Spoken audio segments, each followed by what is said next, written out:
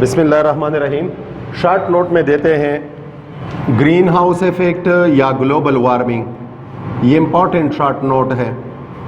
Global warming, इसको हम global warming भी कह सकते हैं, ग्लोबल वार्मिंग, या इसको हम ग्रीन हाउस इफेक्ट भी कह सकते हैं, ग्रीन हाउस इफेक्ट।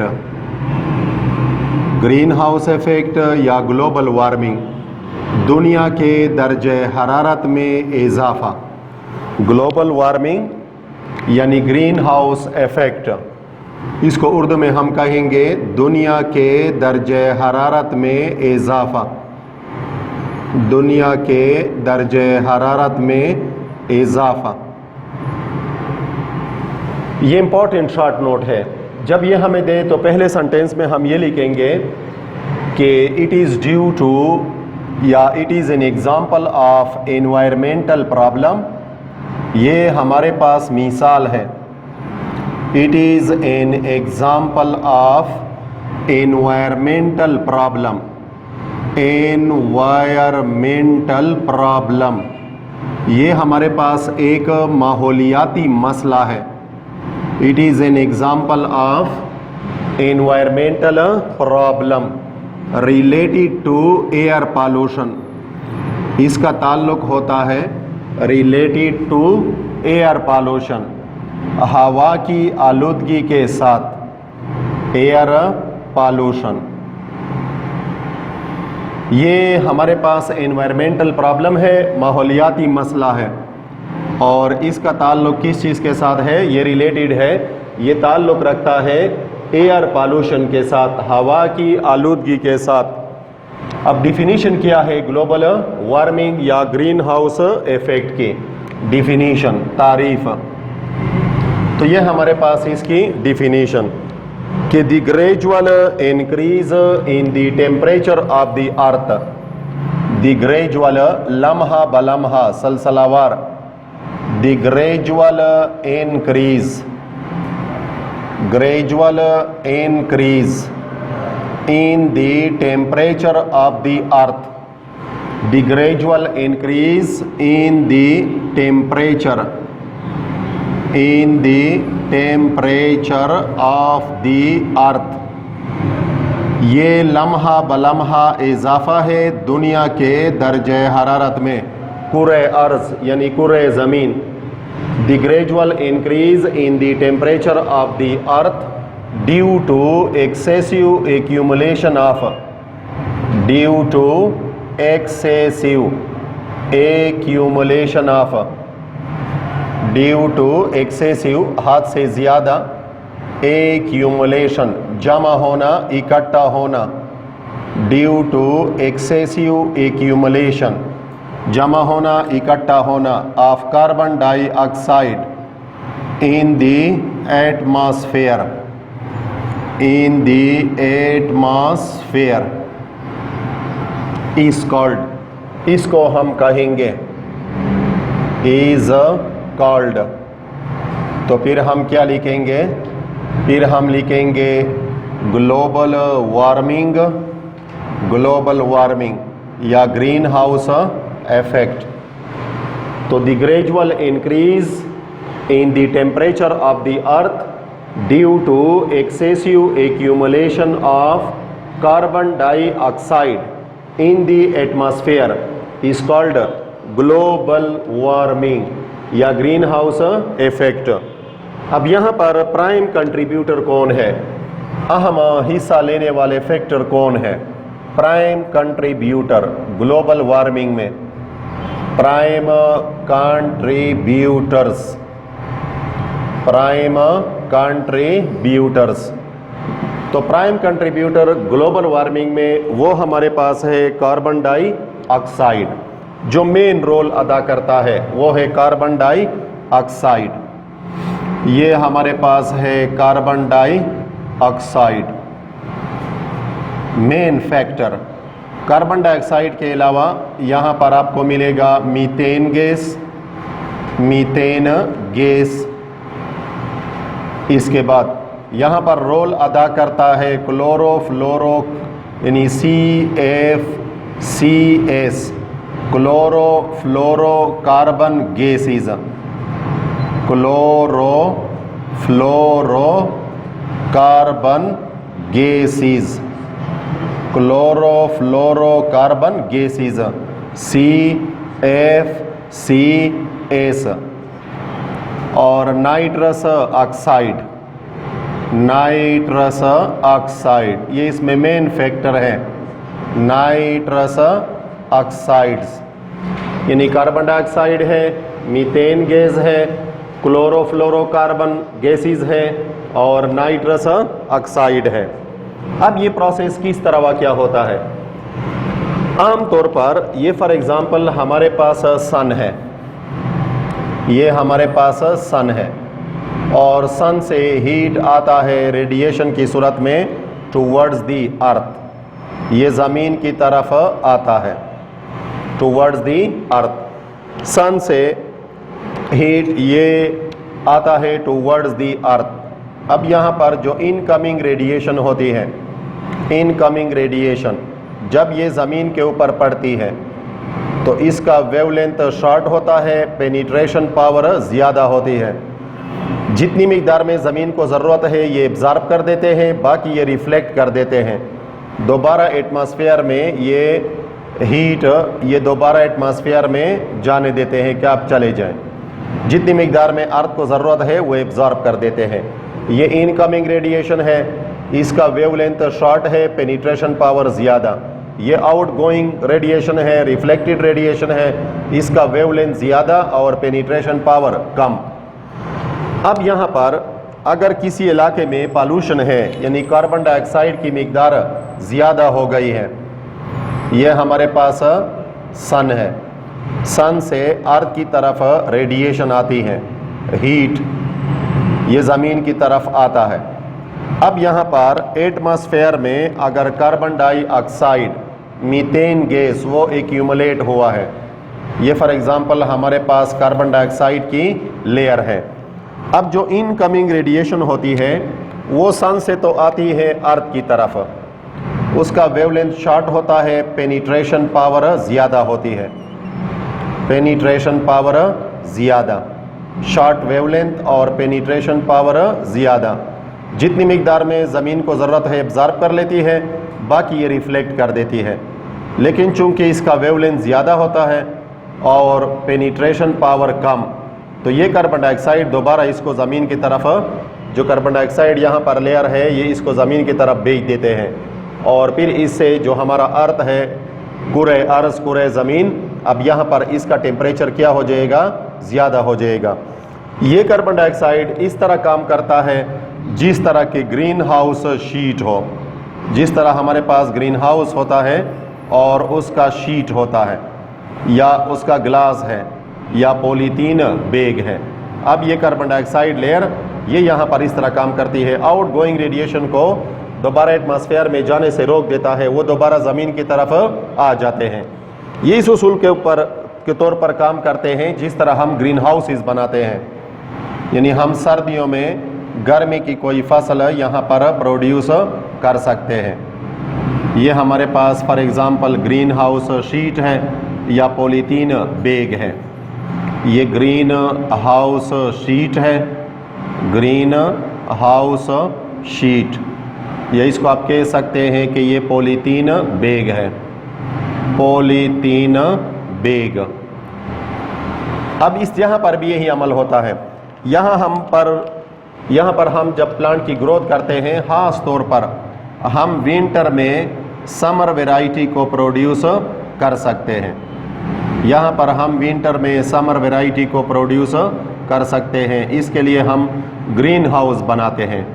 अब उस ग्रीन हाउस का मकसद क्या होता है और वो किस उसूल के तौर पर के मुताबिक वो काम करता है? ये हमारे पास सन है, यहाँ पर सन से रेडिएशन आती है, ये सन से रेडिएशन आती है, इसका वेवलेंथ शॉर्ट होता है, पेनिट्रेशन पावर ज़्यादा होती है, वेवलेंथ शॉर्ट है, पेनिट्रेशन पावर ज़्यादा।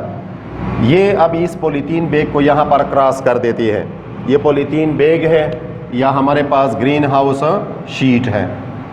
ये ग्रीन हाउस शीट है या पॉलीथीन बैग है।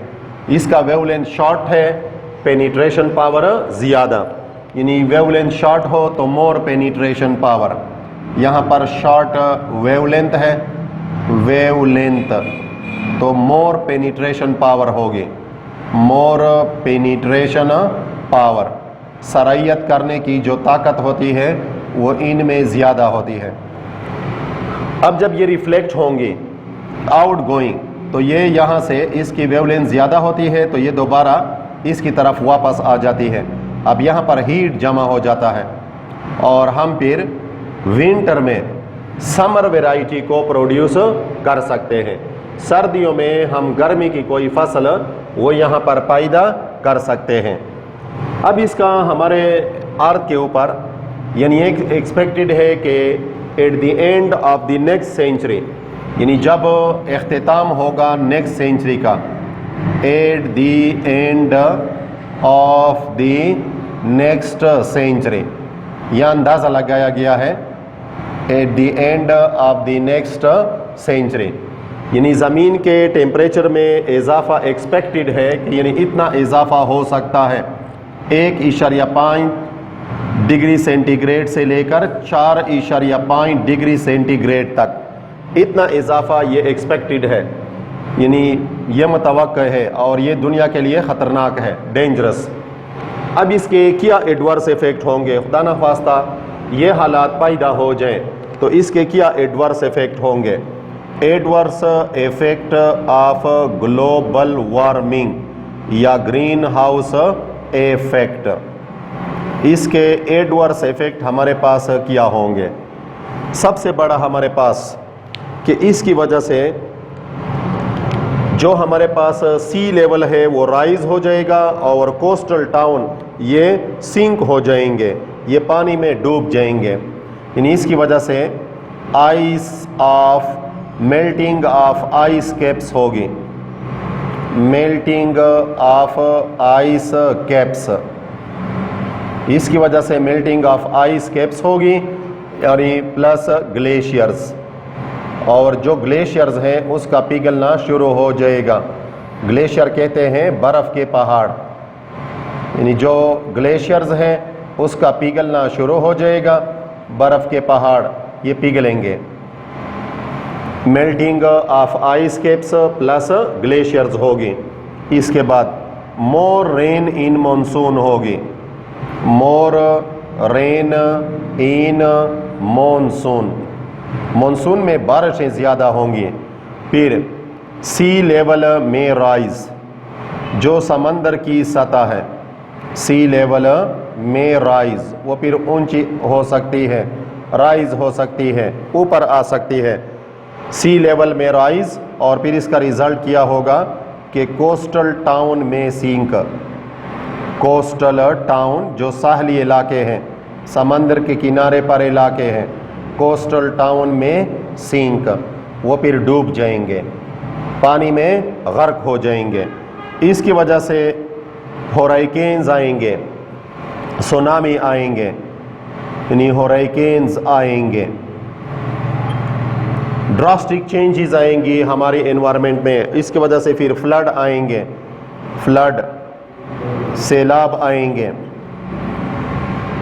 सबसे बड़ा नुकसान कि मेल्टिंग ऑफ आइस कैप्स होगी, यानी जो आर्टिक रीजन और एंटार्क्टिक रीजन है, फिर ग्लेशियर उसकी मेल्टिंग शुरू हो जाएगी, मोर रेन इन मानसून होगा, सी लेवल में राइज और कोस्टल टाउन में सिंक्स, होराइकेन्स आएंगी, तूफान, आंधी, और फिर फ्लड आएंगे, सैलाब। ये हमारे पास एडवर्स इफेक्ट है किसका, ग्रीन हाउस इफेक्ट या ग्लोबल वार्मिंग का।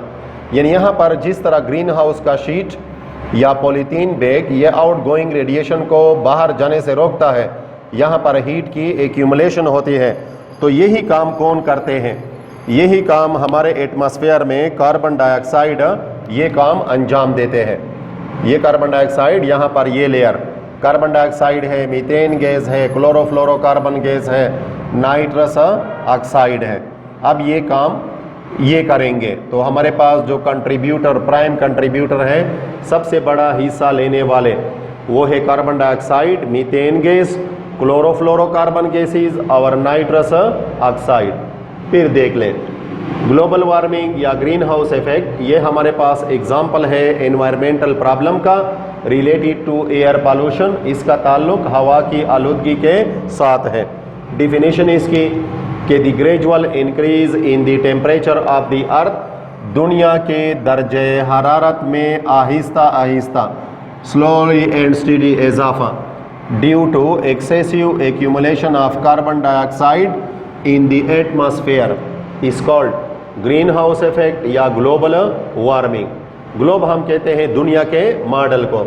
अब यहाँ पर प्राइम कंट्रीब्यूटर कौन है? 4 मेन प्राइम कंट्रीब्यूटर है। कार्बन डाइऑक्साइड है, मीथेन गैस है, क्लोरोफ्लोरोकार्बन गैसेस है और नाइट्रस ऑक्साइड है। अब ये मैकेनिज्म किस तरह होता है? जिस तरह हमारे पास ग्रीन हाउस होता है, ग्रीन हाउस के ऊपर मौजूद है ग्रीन हाउस शीट या पॉलीथीन बैग। इसका मकसद यहाँ पर कि हम सर्दियों में गर्मी की कोई फसल वो प्रोड्यूस कर सकते हैं। यहाँ पर हम ये पॉलीथीन बैग या ग्रीन हाउस शीट क्यों लगाते हैं कि जो इनकमिंग रेडिएशन होती है उसका वेवलेंथ शॉर्ट है, पेनिट्रेशन पावर ज़्यादा, वो तो इसमें से अंदर दाखिल हो सकती है।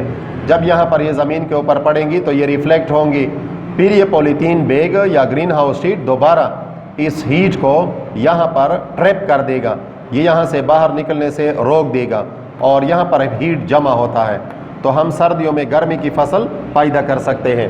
इस तरह यहाँ पर मैकेनिज्म है कि एटमॉस्फेयर में जो कार्बन डाइऑक्साइड है, ये लेयर, जिस तरह के ग्रीन हाउस शीट का ये पॉलीथीन बैग है या ग्रीन हाउस शीट की ये लेयर है, ये काम अब करता है carbon dioxide, methane gas, chlorofluorocarbon gases और नाइट्रस ऑक्साइड। ये इनकमिंग रेडिएशन, इसका वेवलेंथ शॉर्ट, पेनिट्रेशन पावर ज़्यादा। जब ज़मीन के ऊपर पड़ती है तो जो आउट गोइंग रेडिएशन होती है उसका वेवलेंथ ज़्यादा हो जाता है और पेनिट्रेशन पावर कम होती है, तो लिहाजा यहाँ पर से ये निकल नहीं सकते। अब ये दोबारा ज़मीन की तरफ आएंगे और ज़मीन का इसकी वजह से टेम्परेचर ज़्यादा हो जाएगा। जो एक्सपेक्टेड है कि at the end of the next century ये 1.5 से लेकर 4.5 डिग्री सेंटीग्रेड तक राइज हो सकता है। अगर किसी इलाके में पॉल्यूशन नहीं है तो जो आउट गोइंग रेडिएशन है वो दोबारा एटमॉस्फेयर की तरफ चली जाएंगे। अब इसका एडवर्स इफेक्ट क्या है? इसकी वजह से melting of ice caps, Arctic region और एंटार्क्टिक जो रीजन है हमारे पास, आर्टिक रीजन है और एंटार्क्टिक रीजन, बहरे मुंजमद शुमाली और बहरे मुंजमद जनूबी, इस जगह को हम कहेंगे आर्टिक और इसको हम कहेंगे एंटार्क्टिक यानी एंटार्क्टिका। अब यहाँ पर इसकी मेल्टिंग शुरू हो जाएगी और जो ग्लेशियर्स हैं, बर्फ़ के पहाड़, जिस तरह हमारे पास सियाचिन ग्लेशियर है, उसकी मेल्टिंग शुरू हो जाएगी। मोर रेन होंगी इन मानसून, इसकी वजह से फिर सी लेवल में राइज और कोस्टल टाउन में सिंक, ये साहली इलाके, समंदर के किनारे पर जो इलाके हैं, टाउन हैं, कस्बे हैं, देहात हैं, वो फिर डूब जाएंगे। इससे हुराइकेन्स आएंगी यानी तूफ़ान, आंधियाँ आएंगी, सुनामी आएंगी और फिर फ्लड जो है वो आएंगे, सैलाब आएंगे, तो इनसे तबाही और बर्बादी होगी। इसको हम कहेंगे ग्लोबल वार्मिंग या ग्रीन हाउस इफेक्ट। इस तरह दूसरा इम्पॉर्टेंट हमारे पास शॉर्ट नोट वो है एसिड रेन, तेज़ाबी बारिश। ये भी हमें शॉर्ट नोट में देते हैं। एसिड रेन, तेज़ाबी बारिश, एसिड रेन, तेज़ाबी बारिश, ये भी हमें शॉर्ट नोट में देते हैं। एसिड रेन, तेज़ाबी बारिश। अब ये अगर हमें शॉर्ट नोट में दें तो पहले सेंटेंस में हम ये लिखेंगे कि ये हमारे पास एग्जाम्पल है एनवायरमेंटल प्रॉब्लम का और इसका ताल्लुक है एयर पॉल्यूशन के साथ। तो it is an example of, ये हमारे पास मिसाल है, it is an example of environmental problem, माहौलियाती मसले का, environmental problem related to air pollution. Related इसका ताल्लुक है टू एयर पॉल्यूशन, हवा की आलूदगी के साथ रिलेटेड टू एयर पॉल्यूशन। ये हमारे पास एग्जाम्पल है एनवायरमेंटल प्रॉब्लम का और इसका ताल्लुक है हवा की आलूदगी के साथ। डिफिनीशन हम इसकी किस तरह करेंगे कि एसिड रेन क्या होता है। तो दी रेन वाटर, बारिश का पानी, दी रेन वाटर कंटेनिंग, जो मुश्तमिल हो स्ट्रॉन्ग एसिड, ताकतवर तेजाबों पर, containing strong acid, containing strong acids. For example, मिसाल के तौर पर स्ट्रॉन्ग एसिड, फॉर एग्जाम्पल मिसाल के तौर पर, यानी वो कौन कौन हो सकते हैं। Sulphuric acid, sulphuric acid H2SO4 ये हो सकता है।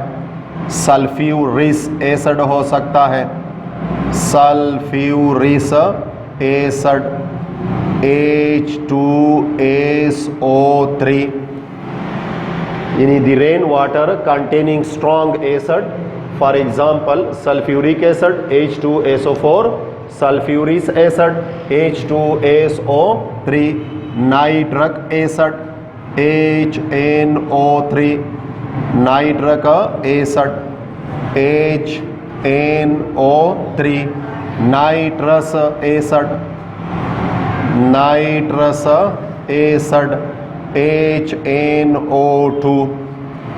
तो इज कॉल्ड, इसको फिर हम कहेंगे इज कॉल्ड। तो फिर हम क्या लिखेंगे, फिर हम लिखेंगे कि ये एसिड रेन है, ये तेजाबी बारिश है।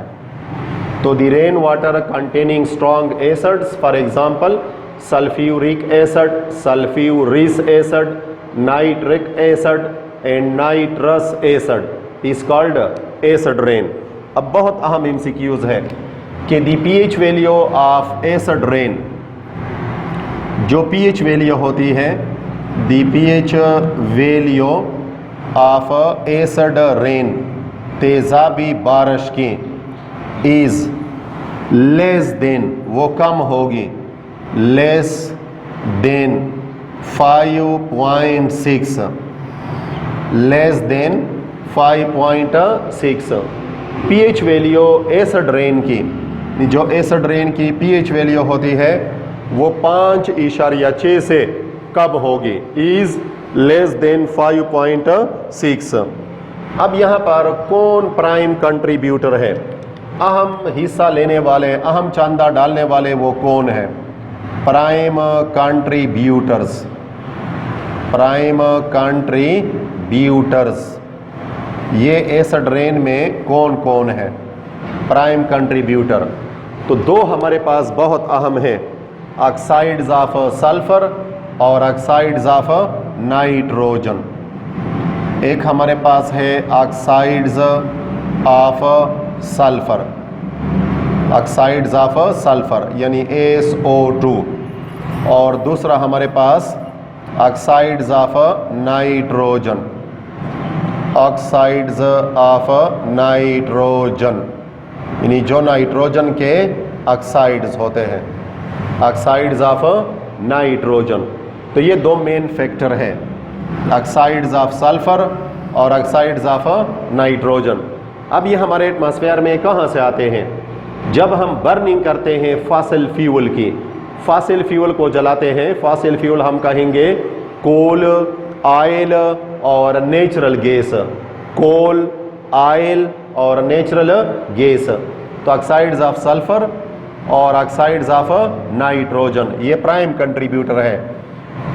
जब ये हमारे एटमॉस्फेयर में ज़्यादा हो जाए, एनवायरनमेंट में ज़्यादा हो जाए और इस इलाके में आ जाए क्लाउड, यानी बादल आते हैं। क्लाउड बेसिकली क्या है, वो हमारे पास वाटर होता है। नहीं, जब क्लाउड आता है इस इलाके पर, क्लाउड हमारे पास हकीकत में क्या है, वो H2O है, H2O।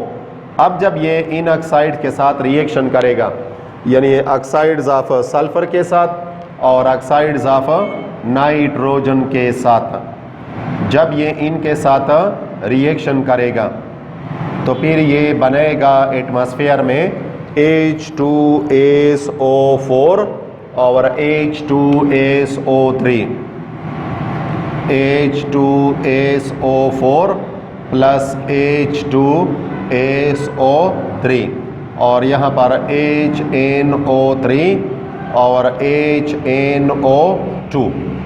अब ये स्ट्रॉन्ग एसिड है, ये स्ट्रॉन्ग एसिड है, स्ट्रॉन्ग एसिड है, स्ट्रॉन्ग एसिड है। अब ये बारिश के पानी के साथ नीचे ज़मीन की तरफ आएंगे और इस रेन को फिर हम कहेंगे कि ये हमारे पास एसिड रेन है। अब इसके क्या एडवर्स इफ़ेक्ट होंगे, खुदा न ख्वास्ता किसी जगह पर ये हो तो इसके क्या एडवर्स इफ़ेक्ट होंगे, adverse effect of acid rain. Acid rain क्या एडवर्स इफ़ेक्ट जो है वो हमारे अर्थ पर उसका क्या एडवर्स इफ़ेक्ट होता है।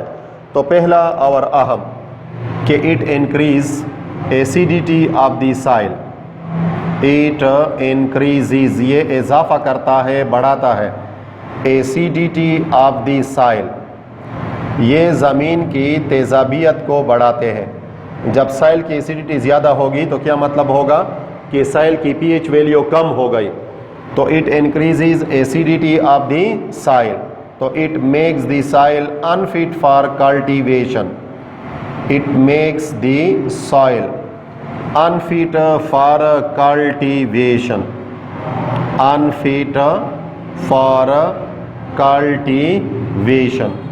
फिर इस ज़मीन में हम कल्टीवेशन नहीं कर सकते, खेती बाड़ी नहीं कर सकते, काश्तकारी हम नहीं कर सकते, ये इसके लिए अनफिट हो जाएगा। ये ज़मीन, ये सॉइल ये अनफिट होगी क्योंकि इसकी पीएच वैल्यू कम हो गई, यानी एसिडिटी इंक्रीज़ हो गई। एसिडिटी इंक्रीज़ का मतलब कि पीएच वैल्यू कम हो गई। अब यहाँ पर हम कल्टीवेशन नहीं कर सकते। एक दूसरी बात कि इट डिस्ट्रॉय, यानी जिस इलाके में ये हो तो इट डिस्ट्रॉय, ये एसिड रेन डिस्ट्रॉय कर देता है। इट डिस्ट्रॉयज दी किन किन चीज़ों को ये डिस्ट्रॉय करेगा, दी फॉरेस्ट, जंगलात को। इट डिस्ट्रॉय दी फॉरेस्ट, जो वेजिटेशन है, वेजिटेशन नबातात को ये डिस्ट्रॉय कर देगा।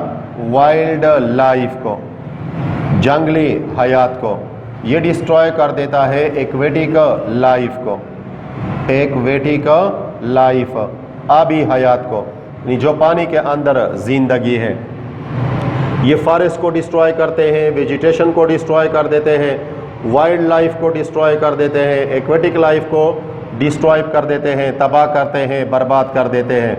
एंड सॉइल माइक्रो ऑर्गेनिज्म, और ज़मीन में जो माइक्रो ऑर्गेनिज्म होते हैं, एंड सॉइल माइक्रो ऑर्गेनिज्म, मिसाल के तौर पर बैक्टीरिया है जो नाइट्रोजन साइकिल में किरदार अदा करते हैं, तो ये सॉइल माइक्रो ऑर्गेनिज्म को तबाह करते हैं, बर्बाद कर देते हैं।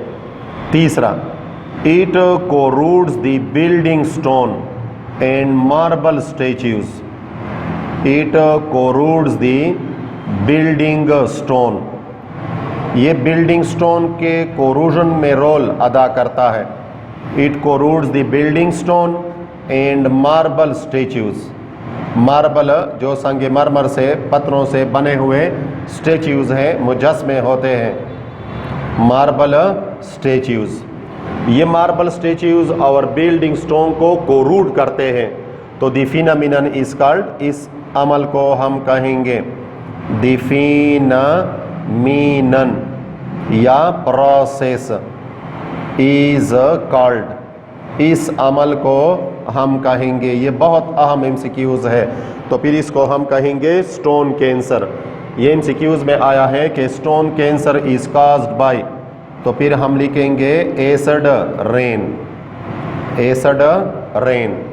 इस अमल को, इस फिनोमिनन को या इस प्रोसेस को हम कहेंगे कि ये एसिड रेन है और ये ऑब्जर्व हुआ है।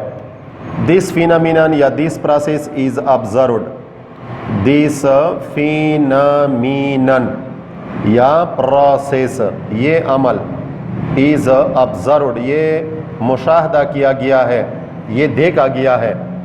कहाँ पर? ऑन ताज महल आगरा यानी जो ताजमहल आगरा है इंडिया में, ताजमहल आगरा इंडिया में, ये ताजमहल आगरा इंडिया में ये प्रोसेस ऑब्जर्व हुआ है। और इस्लामिया कॉलेज पेशावर पर, इस्लामिया कॉलेज यूनिवर्सिटी पेशावर के बिल्डिंग पर ये प्रोसेस ऑब्जर्व हुआ है। इस्लामिया कॉलेज पेशावर, ये अमल इस पर ऑब्जर्व हो गया है, देखा गया है, जिसको हम कहेंगे एसिड रेन। ये एसिड रेन के तेज़ाबी बारिश के एडवर्स इफ़ेक्ट हो गए हैं। अब ये कहाँ पर ऑब्जर्व हुआ है? दुनिया के किन किन मुल्कों में ये प्रोसेस ऑब्जर्व हुआ है? यानी वर्ल्ड में जब हम देखते हैं तो इसकी कहाँ पर ऑब्जर्वेशन हो गई है, किन किन इलाकों में, किन किन मुल्कों में ये प्रोसेस एसिड रेन का ये मालूम किया गया है, यानी इसका पता लगाया गया है या वहाँ पर ये हो गया है। तो हमारे पास यूएसए है, यूनाइटेड स्टेट्स ऑफ अमेरिका, हमारे पास कनाडा है, कनाडा, हमारे पास नॉर्वे है, नॉर्वे, हमारे पास जर्मनी है, जर्मनी, हमारे पास साउथ अफ्रीका है, साउथ अफ्रीका, इसके बाद साउथ इंडिया है, श्रीलंका है, and so on, south India है, श्रीलंका है, एंड सो ऑन। इन इलाके में ये प्रोसेस क्या हो गया है? ये ऑब्जर्व हो गया है, यानी इसको देखा गया है, ये मालूम हो चुका है। यूएसए में, कनाडा में, नॉर्वे में, जर्मनी में, डेनमार्क में, साउथ अफ्रीका में, साउथ इंडिया में और श्रीलंका एटसेट्रा वगैरह में ये अमल, ये प्रोसेस ये ऑब्जर्व हो चुका है। तो अगर हमें एसिड रेन दे शॉर्ट नोट में, तो पहले सेंटेंस में हम ये लिखेंगे कि ये एग्जाम्पल है एनवायरमेंटल प्रॉब्लम का, माहौलियाती मसले का, और इसका ताल्लुक होता है रिलेटेड टू एयर पॉल्यूशन, हवा की आलूदगी के साथ। डिफिनीशन हम किस तरह करेंगे कि the rain water containing strong acid, for example sulphuric acid H2SO4, sulphuric acid H2SO3, nitric acid HNO3, nitrous acid HNO2, तो is called acid rain. PH value acid rain की वो लेस देन 5.6 होती है। प्राइम कंट्रीब्यूटर एसिड रेन में वो कौन है? वो है ऑक्साइड्स ऑफ सल्फर और ऑक्साइड्स ऑफ नाइट्रोजन, यानी ये बर्निंग ऑफ फॉसिल फ्यूल से आते हैं।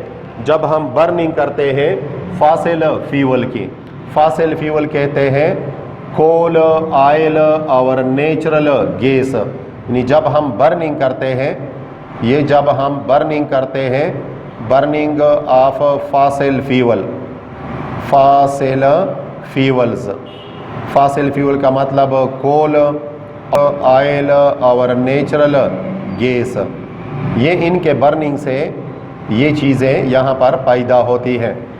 अब अगर इस इलाके में क्लाउड आएगा, क्लाउड बादल, हकीकत में बादल क्या होता है? वो H2O है। अब जब ये H2O इस सल्फर डाइऑक्साइड के साथ रिएक्शन करेगा तो ये H2SO4 sulphuric acid, H2SO3 sulphuric acid को बनाएगा। ये ऑक्साइड्स ऑफ नाइट्रोजन के साथ रिएक्शन करेगा तो HNO3 nitric acid, HNO2 nitrous acid को बनाएगा। एडवर्स इफेक्ट इसके क्या होंगे कि इट इंक्रीजेज, ये बढ़ाता है एसिडिटी ऑफ द सॉइल, ज़मीन की तेज़ाबियत को ये बढ़ाता है। क्या मतलब कि ये पीएच वैल्यू को कम करता है और इसकी वजह से ये ज़मीन को फिर बनाता है अनफिट फॉर कल्टीवेशन, हम इसमें खेती बाड़ी काश्तकारी फिर नहीं कर सकते।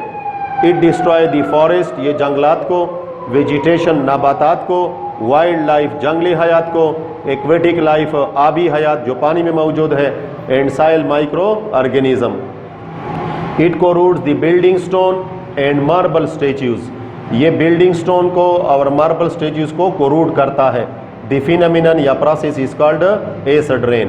तो ये हमें एमसीक्यूज में दिया है कि acid rain is caused by which one of the following, तो फिर यानी इसको हम कहेंगे स्टोन कैंसर। ये एसिड रेन इसको काज करता है और इस अमल को हम कहेंगे कि ये स्टोन कैंसर है। स्टोन कैंसर का काज कौन है? इसको हम कहेंगे acid rain. The phenomenon is called stone cancer. Stone cancer का सबब कौन है? तो फिर हम लिखेंगे कि ये एसिड रेन है। द फिनोमिनन या process is called stone cancer. ये प्रोसेस ऑब्जर्व हो गया है ताजमहल आगरा इंडिया में और इस्लामिया कॉलेज पेशावर यानी हमारे मुल्क में पाकिस्तान में ये प्रोसेस इन दो जगहों पर इस्लामिया कॉलेज पेशावर में यहाँ पर ऑब्जर्व हुआ है और इंडिया में ये ताजमहल आगरा पर ये प्रोसेस ऑब्जर्व हो चुका है। और दुनिया के और मुल्कों में यूएसए में, कनाडा में, नॉर्वे में, जर्मनी में, डेनमार्क में, साउथ अफ्रीका में, साउथ इंडिया में, श्रीलंका एटसेट्रा वगैरह में ये प्रोसेस ऑब्जर्व हो चुका है। यानी मुख्तलिफ जगहों पर यह अमल देखा गया है।